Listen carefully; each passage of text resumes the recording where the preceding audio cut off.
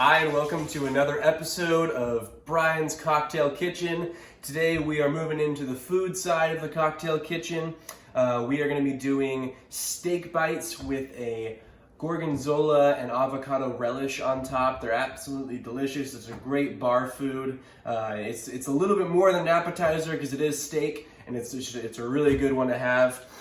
So let's just move right into our featured recipe today. Like I said, steak bites.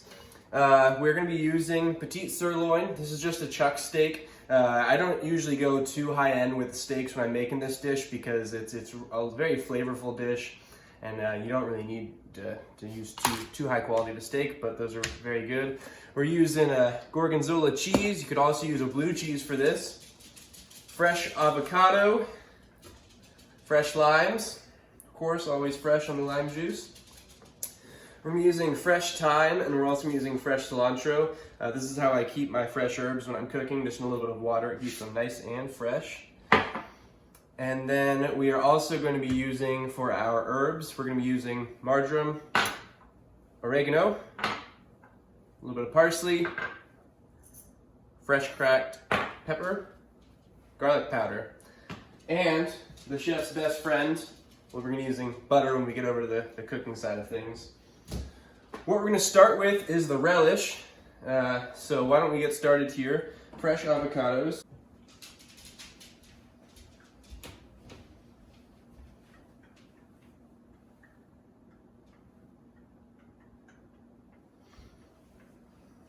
Okay, so why don't we get started with the first step, which is going to be the relish. I try to always move in order of least contamination when I'm cooking.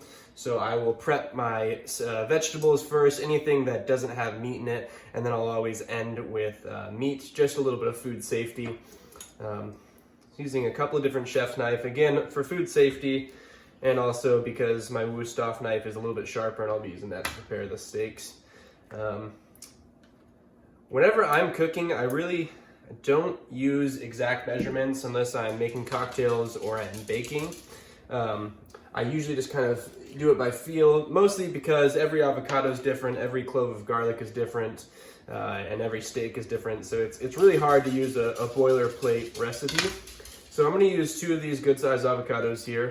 Just taking my knife, twisting the pit out, popping it into the sink. That's how I keep things organized and clean.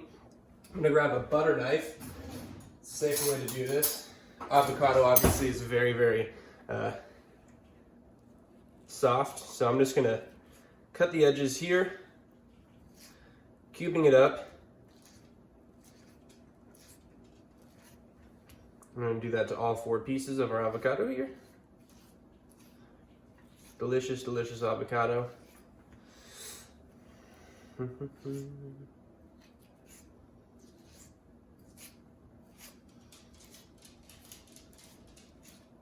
I used to work at Pita Pit. It was one of my first jobs out of high school, and I used to cut a couple of cases of avocado every day. We used fresh avocado there, and you got pretty good at it pretty quick.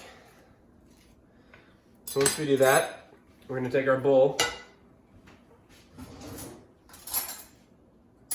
we're going to use a big spoon, and we are just going to carefully scoop the avocado into our bowl here.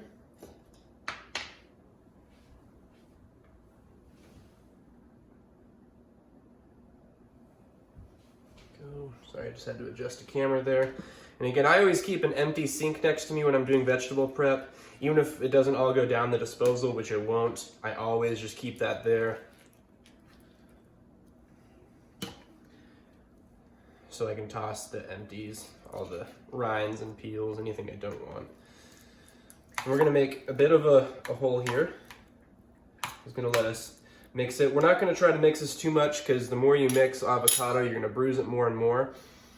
We're going to take blue cheese or gorgonzola here. And again, this is a situation where I don't really measure. I just kind of eyeball it. And we're going to fill that pretty well up. I like it pretty cheesy. I like gorgonzola. And then we're going to take some of our fresh cilantro here. We're going to de-stem it. Move that aside for a second. You can be pretty quick with this. We're going to mince it up so it doesn't have to be perfect. You just don't want any big stems in there, just like Snoop Dogg says.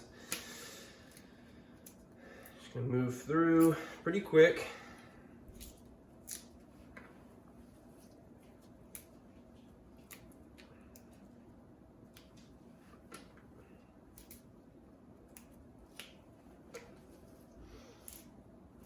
And cilantro is another one where it's some people really like the flavor of it, some people don't like it too much. It definitely goes well in this relish that we're making.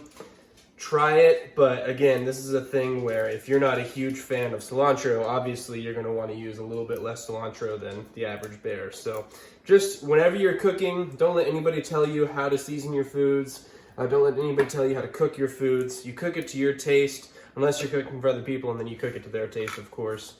And always try to be willing to compromise for people. So we're gonna mince this really finely.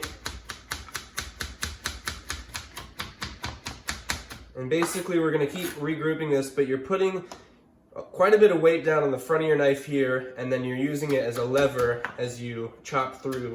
And this is how you chop any fresh herb, garlic, very, very quickly, very, very minced. And I'm not even really grabbing the handle, I'm actually grabbing the top of the blade here. See if you can see that from a side angle a little bit better. And we're gonna really mince this.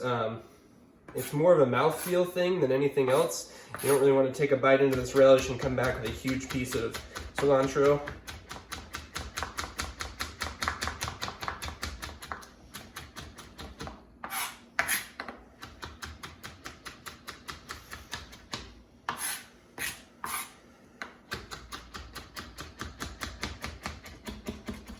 Get it chopped down really fine, making sure to clean your blade off into the pile.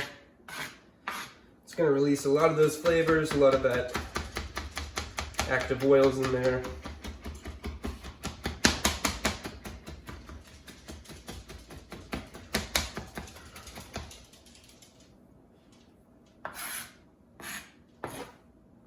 That's looking pretty good. And again, we're just trying to avoid any big pieces that can kind of ruin the mouthfeel of the relish. It's supposed to be a pretty smooth bite on top of there. So we're gonna scoop that up. We're gonna put that into our mix.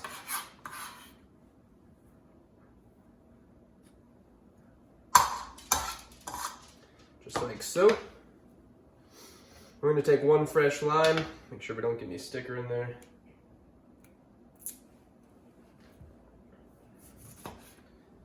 We're just going to juice that straight into the top. This is a pretty juicy lime, so I'm just going to do half. And if we need to, you can always add more onto the top of the steak bites later.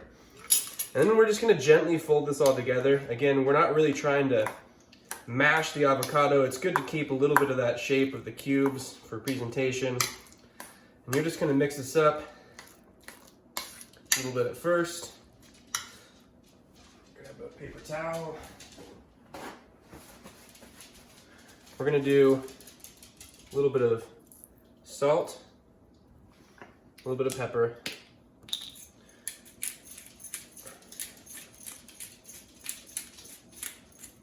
and this is more of a texture. You're going to get a lot of the avocado flavor in there. This doesn't need to be an amazing wow, you know. You could do this up like a guacamole if you wanted to. You could put some pepper in there, some garlic, but it's really just a nice relish on top of all of the steak. I actually had this first at a restaurant in Roseburg. It was on top of a seared ahi steak, but I started using it for dark red meats too, and it's actually pretty good. So there you have it, nice and mixed. We're gonna set that aside. And we're going to rinse off our board here.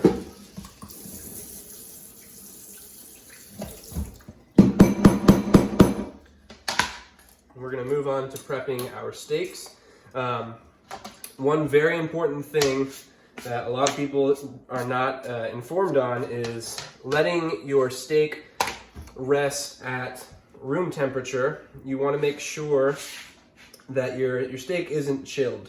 It should be sitting at room temperature 20 to 30 minutes before you start cooking.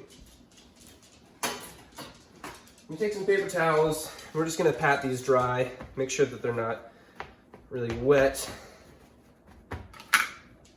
Your meats, whatever the meat is, should be nice and dry whenever you go to prep them. And again, these are just petite sirloins. I'm gonna put that on our dirty sink side. Get those nice and dry. And this piece right here is gonna be a really good size.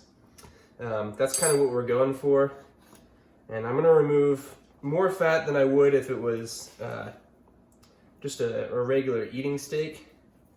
Because again, this is just supposed to be a quick bite. Apparently I need to sharpen up my knife. Push down nice and hard, move that to the side. And again, we're just gonna take these bigger steaks and piece them down a little bit. You don't wanna go too small because you're going to, they'll dry out really quickly, cook too fast, and the method we're using, we're gonna try to go a little bit slow with.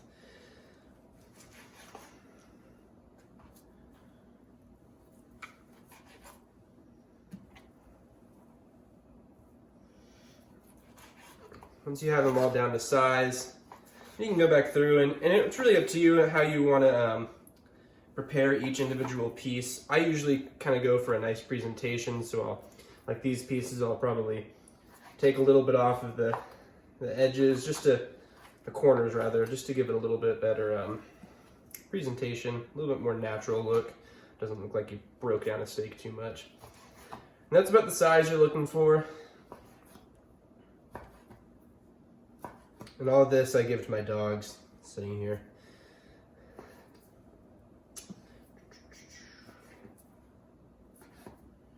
Again, that's just a presentation thing. You don't have to do that. Just an extra step you can take, though.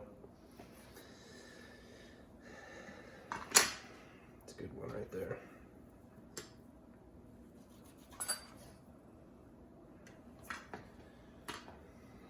You got to watch pieces like this, though. It is pretty thin and pretty small, so just each steak is a little bit different.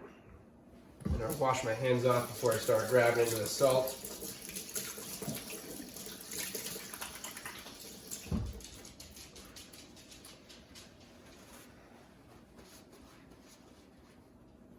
We're gonna do some garlic powder.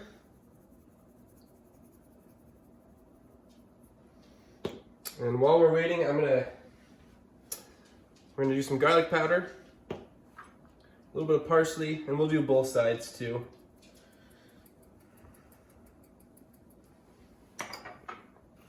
Oregano.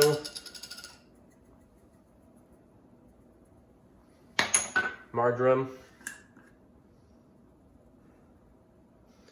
And I usually go pretty heavy on the seasonings just because they do tend to fall off in the pan. And quite a bit of salt. I'm a salty guy, I like it.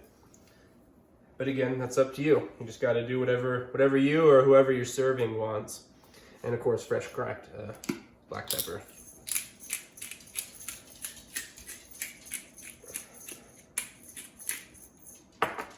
We're gonna flip these over.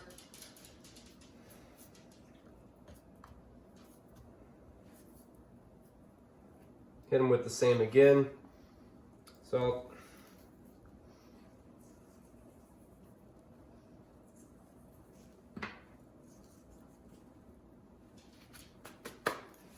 Do some fresh cracked pepper. Don't worry about getting it all over the cutting board. You're going to be rolling your steaks in this to get the edges a little bit too, so it's no big deal. Garlic. I'm going to do some marjoram, oregano, and parsley. Like I said, you just kind of work the steaks around to get a little bit up on the sides. It doesn't have to be 100% crusted, but it does help. Move these around, make sure we're nice and flavored up.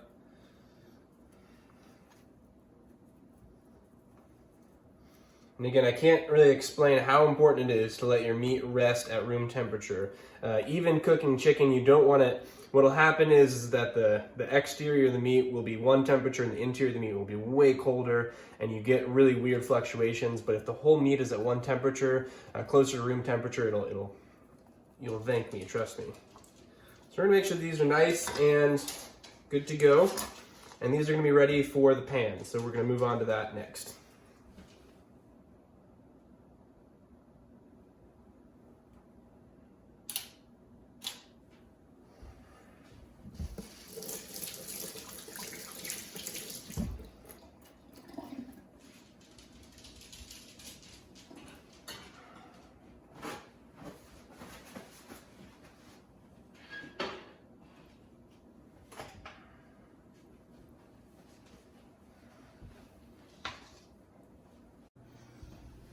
Okay, so now we are back in the kitchen. We're back over to the cooking side of things. You need to get yourself a set of tongs for this, and I've got this pan screaming hot. It's a full blast. We're gonna let these steaks go right on, no oil. We're just gonna give a nice sear to these. That smell is instantly delicious. Try not to move them too much at first if you can. I'm using electric heat. If you're lucky enough to have gas, that's great. High heat at first. And what I've learned after moving from gas to cooking with electric is anytime you're with a new kind of cooking, you're just learning how to work with that. So I'll show you a couple tricks. With gas, it's a lot easier to control your temperature, so it's a lot easier for you there, but I've got some tricks that I've learned with cooking with electric. We're going to sear this for about 30 to 45 seconds each. I'm basically doing this with a brown butter steak recipe. It's all about the size of steaks on what the timing is, and it's just something that you kind of have to learn. Cooking is a technique, it is not a series of you can use recipes obviously, but you have to learn the technique of cooking first. That's the most important, because if you don't learn that first, then you're never going to be able to cook on the fly, so to speak. So we're looking for a nice browning like that. I'm going to let these go for just a little bit longer. We're going to get a nice sear. These are pretty thick steaks. They're small, but they're pretty thick. So we're just going to let those sit for probably another 10 seconds. Nice sound.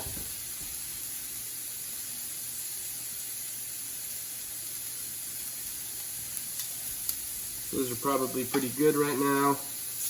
We're going to flip these around, and again, this is just a quick sear. It's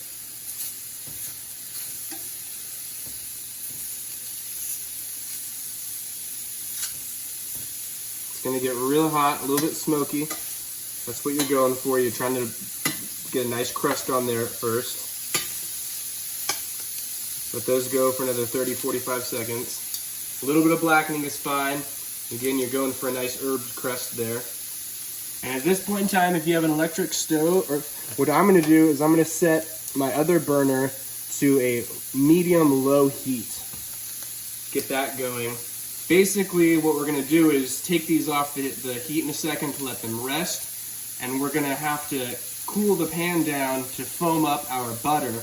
But the problem is if you go and you try to wait, you're not going to have the timing right. So you want to get this burner over here at a medium heat, so that way when you move the pan over, it can quickly come down in heat. With gas, obviously, you just have to turn the flame down. It's a lot easier to control, but that electric top is going to stay hot for quite some time. So we're going to pull these all off, and we're going to let them rest for about 2 minutes. Got some good smoke coming off of there. It's all right.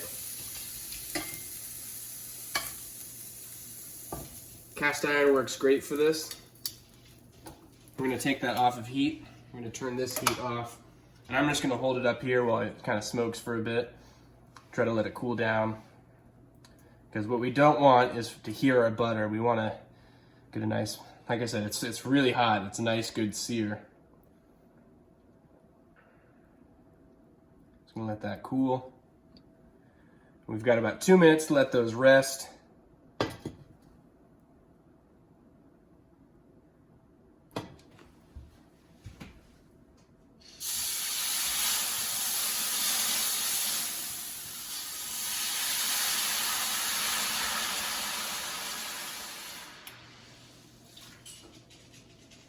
I put a little bit of water in the pan just to let it cool down a little bit faster.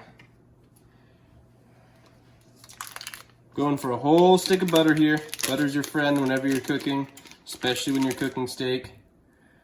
And you didn't hear anything when I dropped it in.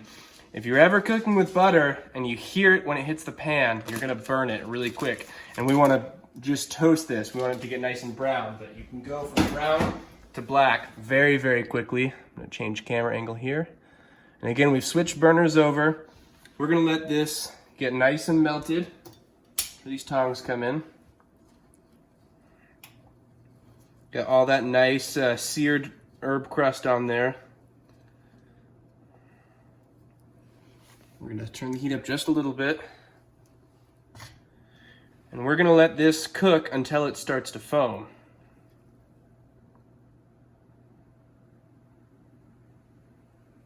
So now you're starting to hear the butter. You're letting it come up to temperature slowly. It'll come up to temperature at a similar time altogether. So let that go. I'm gonna grab some fresh thyme.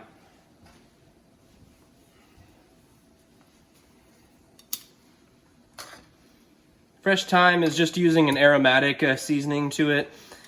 Kind of elevates the steak a little bit, but you do not have to do that. I don't do it every time I make brown butter steaks, but you definitely notice it. And you can slowly start to hear that.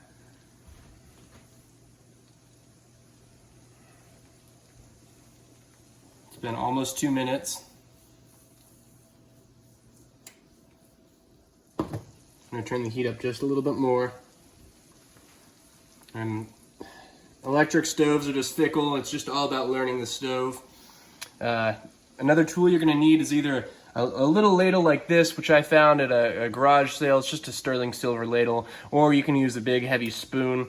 Both will work because you're gonna need to be basting these pretty quickly and pretty frequently. That's getting pretty close. And you can hear that starting to move now. And we're just gonna let that go. And if the steaks rest a little bit longer, that's fine. Now on steak doneness, that again is a super personal thing. Everybody's a little bit different. If you're the chef, you should never shame anybody for asking you how to prepare a steak. If you ask them, you need to accept their answer for what it is. You can't get mad at them when they ask you for well done, even if you disagree with it, which I tend to, but I will also cook a well done steak for anybody if that's what they really want.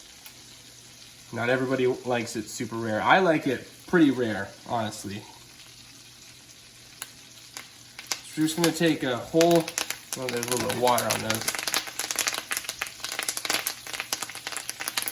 Make sure you shake your thyme dry, as we're learning here now. And we're starting to see the butter foam up pretty nice. Almost there where we need it to be. That's probably enough time. A little bit more.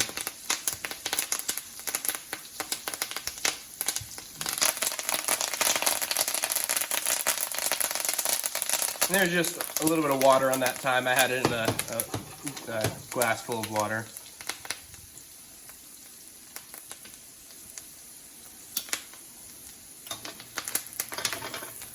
I try to keep it kind of central. And you're starting to see over here some really nice butter foam. That's what we're going for.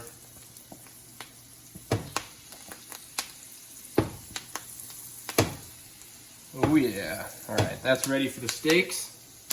Steaks are gonna go in, and this is a bit of a quick one. We're gonna be flipping these steaks almost every 20 seconds and then trying to baste them all. So with this amount of steak, you're probably gonna be able to baste them once each side and then flip them. And we want this to be a nice slow cook. That's why the temperature is pretty far down. And we're just gonna go for it. And again, you're gonna have an easier time with this if you have a gas grill, but you can do it with electric. You just have to remind yourself to put that back down on the heat, otherwise you're gonna lose temp.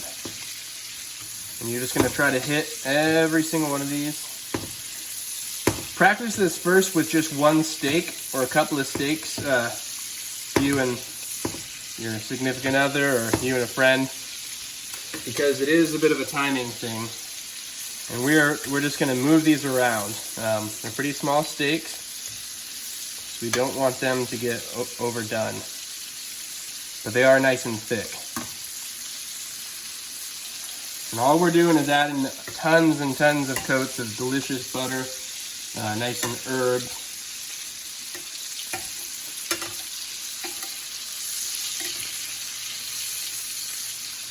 Okay, we flip them all. And again, we're gonna have just enough time to baste them, starting at the back.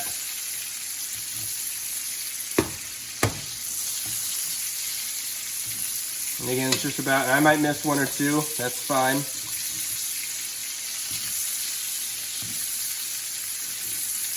Try to hit each one twice, that's what I'm gonna go for. And again, it's just a timing thing. We're looking for about 20 to 30 seconds on each side. I don't sear the edges because it gives you a little bit more time to cook. Okay, we're gonna flip those again. And again, it's really a feel. These are probably at rare right now, a little bit north of rare.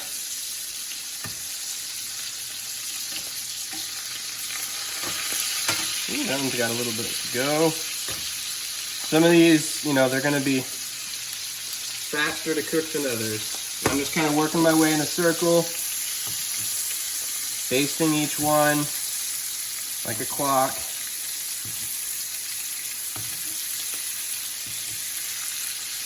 There you go. And what you're getting is this hot butter is cooking the outside of the steak on top, while the pan is cooking the steak on the bottom. So you're getting a nice crust.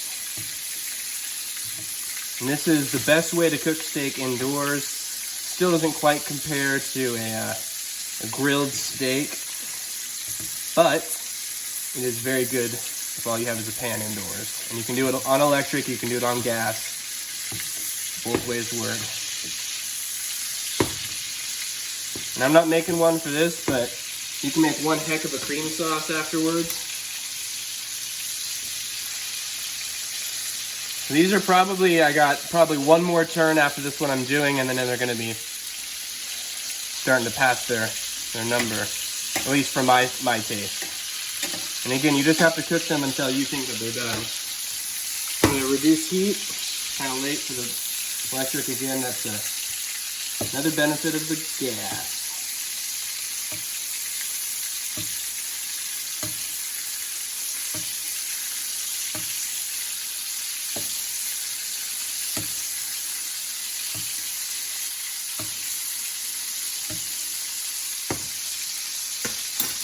Side, just go for a second. I'm gonna start flipping them.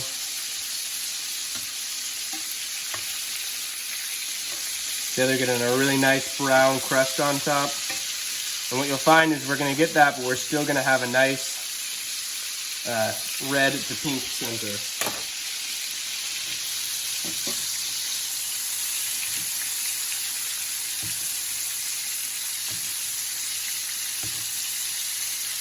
I'm going to baste these once more, let them cook for about 10 seconds longer after that, and I'm going to pull them off heat, and they're going to rest.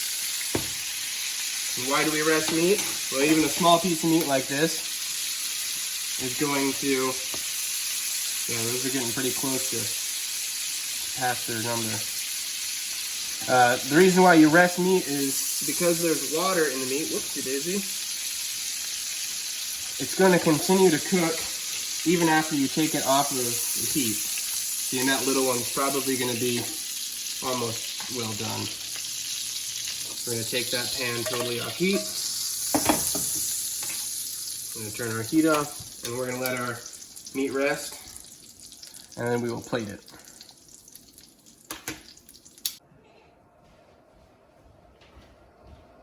Okay, now that our meat has rested, we are going to switch to plating mode.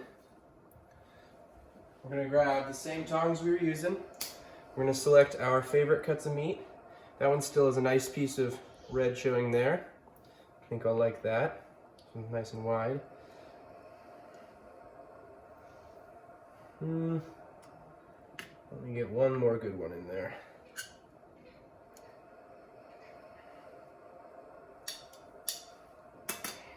we're gonna grab our relish. I'm just using this little tablespoon as a mold. I'm gonna pack that in there.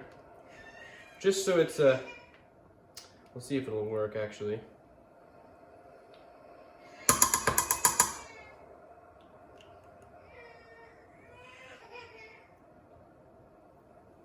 Just a nice little dollop on top. Make sure when you're mixing this, just that you get enough. You want to get some gorgonzola in there, you want to get all the avocado in there too. Same thing, we're just gonna, we'll wipe our plate down, so don't worry about getting it perfect the first shot. Again, I'm not really using the measuring spoon for measuring.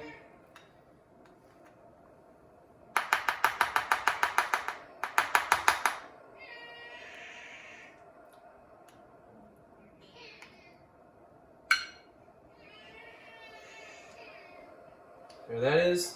And we're gonna grab a paper towel.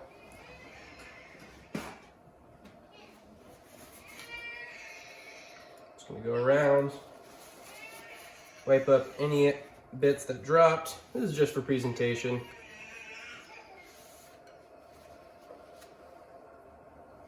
There that is, nice and beautiful.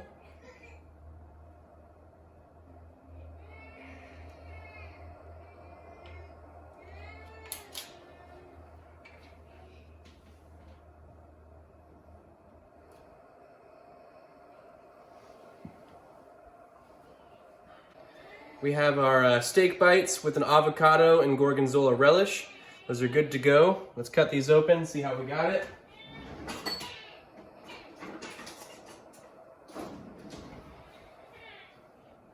We go for it here.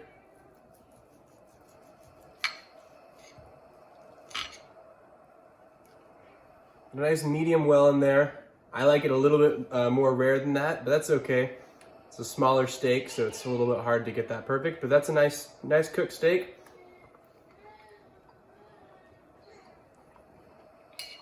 And it's delicious.